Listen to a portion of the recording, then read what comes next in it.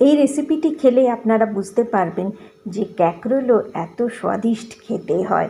নমস্কার, কেমন আছেন সবাই? আমি জলিস কিচেন অ্যান্ড স্ট্রিট ফুডে আপনাদেরকে স্বাগত জানাই। আজকে আমি আপনাদের সাথে ক্যাকরোলের রেসিপি শেয়ার করছি। ক্যাকরোলটাকে আমি প্রথমে জলের মধ্যে ভিজিয়ে রেখেছিলাম। তারপরে আমি ক্যাকরোলটাকে ভালো করে ধুয়ে মাটি পরিষ্কার করে পাতলা পাতলা করে কেটে নিয়েছি। আপনারা চেষ্টা করবেন ক্যাকরোলগুলো যেন কচি হয়। দেখুন আমি যেভাবে পাতলা পাতলা করে কেটেছি, আপনারা ঠিক এইভাবেই ক্যাকরোলগুলো কেটে নেবেন।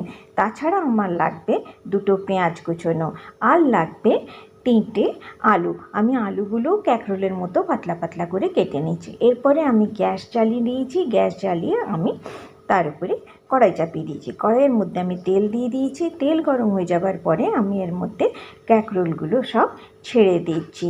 ছেড়ে দেওয়ার পরে আমি একটু নাড়িয়ে নিচ্ছি। নাড়িয়ে নেবার পরে এর মধ্যেই আমি আলুগুলোকেও ছেড়ে দিচ্ছি। ছেড়ে দেওয়ার পরে আলু আর ক্যাকরোল দুটোই আমি অল্প নাড়াচাড়া করে নিচ্ছি। নাড়াচাড়া করে নেবার পরে আমি এর মধ্যে অল্প নুন দিয়ে দিচ্ছি। তার সাথে আমি অল্প হলুদের গুঁড়ো দিয়ে দিচ্ছি। তারপরে এটাকে নুন হলুদ ভালোভাবে মিশিয়ে আমি ঢেকে 3 মিনিটের জন্য রেখে দিচ্ছি। 3 মিনিট পরে আমি ঢাকা খুলে দিয়েছি। দেখুন এখানে অল্প ভাজা ভাজা হয়ে গেছে। এরপরে আমি পেঁয়াজ কুচিগুলো এর মধ্যে দিয়ে দিচ্ছি। পেঁয়াজ কুচিগুলো এর মধ্যে দিয়ে দেওয়ার পরে আমি নেড়ে নিচ্ছি।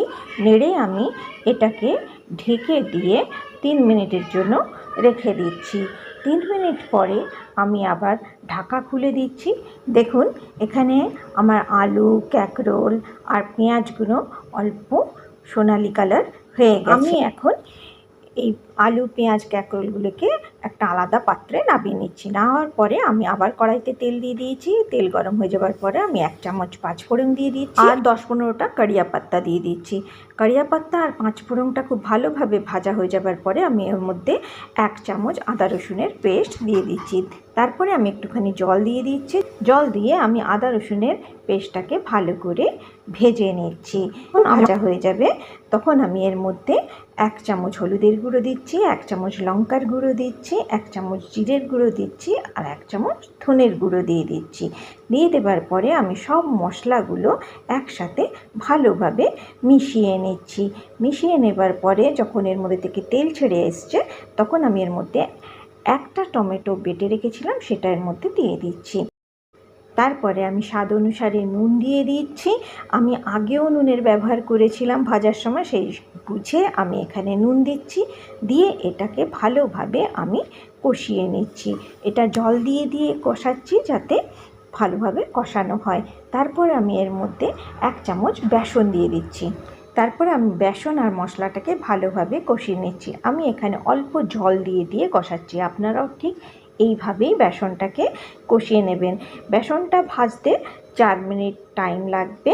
যখন বেসনটা ভাজা হয়ে যাবে তখন আপনারা নিজেরাই বুঝতে পারবেন একটা সুন্দর গন্ধ উঠবে মশলা থেকে। যখন ওই মশলা থেকে গন্ধ উঠবে, তেল ছেড়ে আসবে, ঠিক সেই সময় আমি ক্যাকরোল আর আলু আর পেঁয়াজ ভাজাটা দিয়ে দিচ্ছি।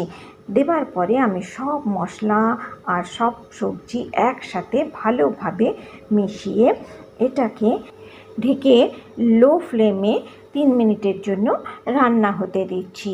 3 মিনিট হয়ে গেছে। দেখুন আমি ঢাকা খুলে দিচ্ছি। সবজি আর মশলা সব একসাথে কি সুন্দর মিশে গেছে।